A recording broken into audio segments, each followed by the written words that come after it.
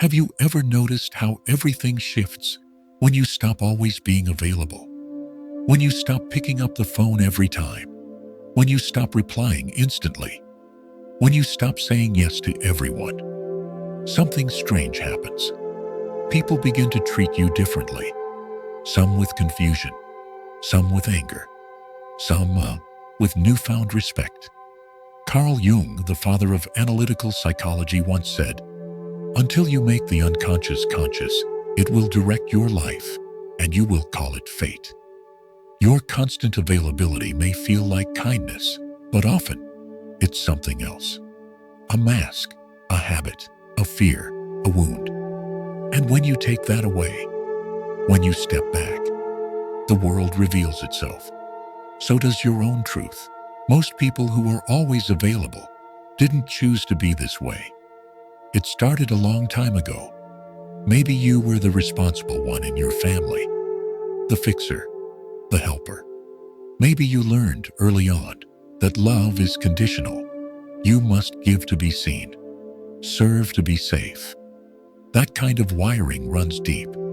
And as adults, it turns into a pattern. You answer every text, every call, every request. You go out of your way, not just because you want to help, but because your nervous system is trained to feel anxious when you don't.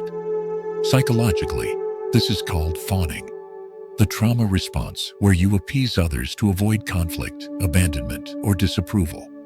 You don't want to let people down, but in the processes, you constantly let yourself down. And over time, being too available chips away at your identity. You become who people need you to be, not who you truly are.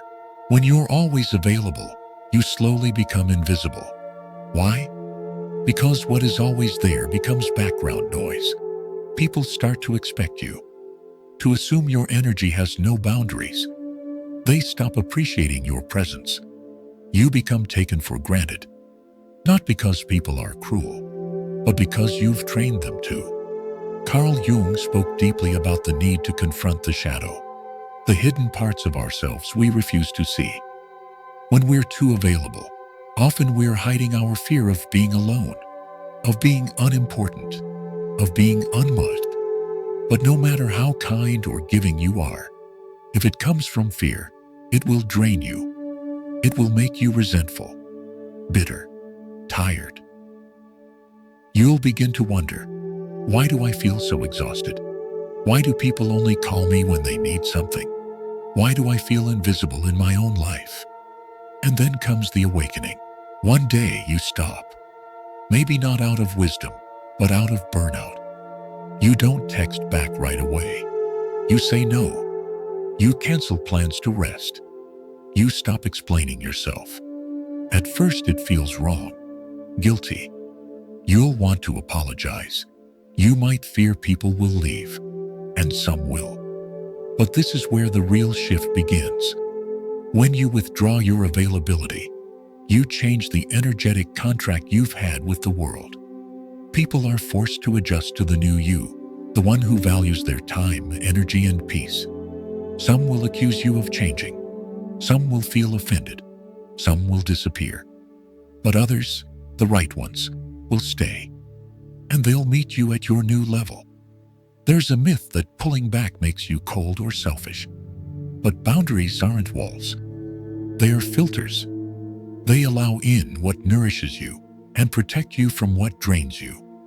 Carl Jung emphasized individuation, the process of becoming whole by integrating all parts of the self.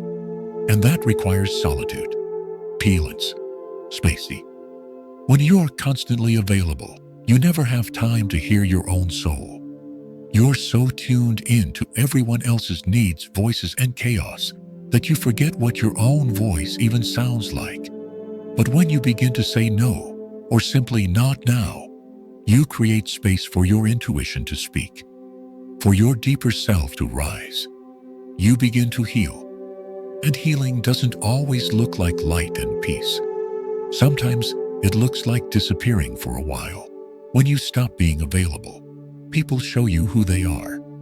Those who only stayed for what you gave them, attention, validation, time. will fade. Some might lash out. Others will ghost you entirely. It hurts, but it's also a gift. You learn who respects your energy, who values you even when you're not useful, who reaches out, not to take, but to connect. Jung once said, people will do anything, no matter how absurd, to avoid facing their own souls. By stepping back, you quietly force others to face theirs. You become a mirror, and that can be confronting. With distance, you rediscover yourself. You remember the things that used to inspire you. You feel your creativity return. You notice silence doesn't scare you anymore. It nourishes you. You stop checking your phone every 10 minutes. You stop wondering what others are thinking. You start living, inwardly aligned. Carl Jung believed that true transformation happens when we stop projecting and start reflecting. In your withdrawal, you see the truth. You were never meant to be constantly accessible. You were meant to live in rhythm with your soul. That rhythm is not 24/7 availability. It is rest. It is sacred space. It is choosing your energy like you choose your words, intentionally. So, what happens when you stop being available?